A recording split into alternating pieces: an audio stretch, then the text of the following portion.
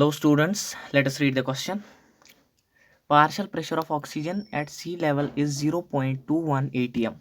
If aquatic life requires concentration of oxygen at least 4.16 mg per liter, will the aquatic life sustain in sea level? Henry's constant is equal to 1.3 into 10 raised to power minus 3 मोल पर litre ATM.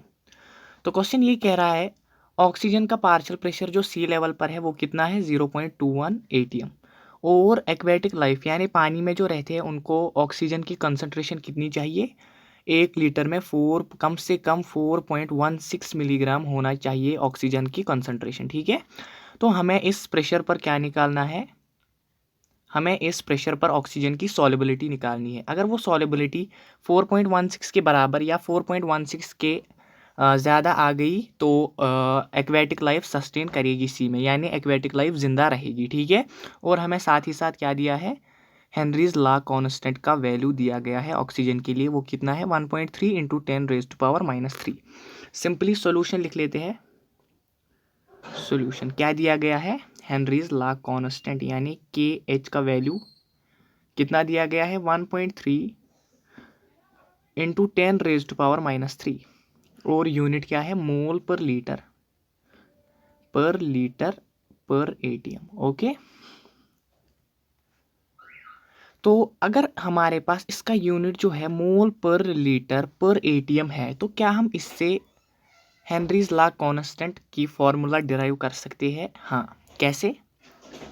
We can simply write के H is equal to मोल पर litre. किसका formula होता है? Solubility का formula होता है, solubility का यूनिट होता है, सॉरी। ठीक है, और एटीएम किसका यूनिट होता है? प्रेशर का यूनिट होता है।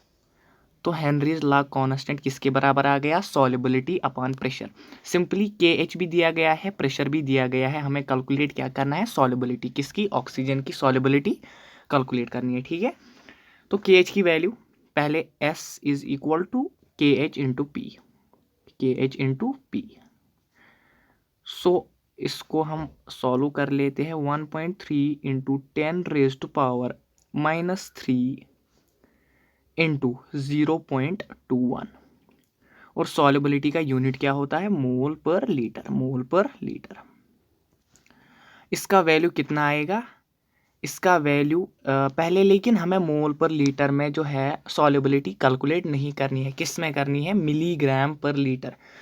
सो पहले हम इस मोल पर लीटर को ग्राम्स में कन्वर्ट करेंगे और उसके बाद उसको मिलीग्राम्स में कन्वर्ट करेंगे। ठीक है, सिंपली हम किसके साथ मल्टीप्लाई करेंगे? इसको मोलर मास ऑफ ऑक्सीजन के साथ मल्टीपल करेंगे। वो कितना होता है? 32 होता है। So this will be 1.3 into 10 raise to power minus 3 into 0.21 into 32।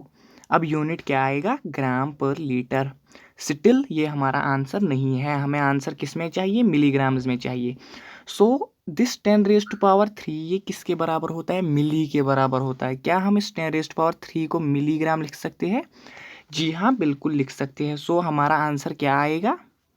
1.3 into 0.21 into 32, वो कितना आएगा? सॉल्व करके 8.736 मिलीग्राम पर litre. So aquatic life will sustain at this pressure. Okay, at 0.21 atm the aquatic life will sustain. So question क्या था? Question ये था अगर पार्शियल प्रेशर ऑक्सीजन का कितना है सी लेवल पर? 0.21 atm है। ठीक है, और एक्वेटिक लाइफ को कंसंट्रेशन कितनी चाहिए ऑक्सीजन की पानी में?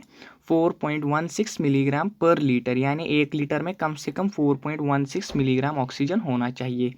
सो हमें सिंपली कैलकुलेट करनी थी ऑक्सीजन की सॉल्युबिलिटी। वो हमने कैसे की?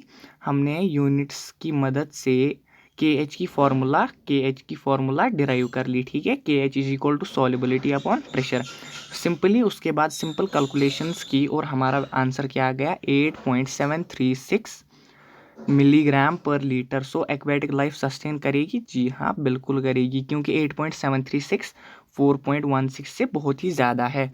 सो होप आपको वीडियो समझ आ गया होगा। मिलते हैं अगली वीडियो में। Thank you. Hello students, let us read the question. Partial pressure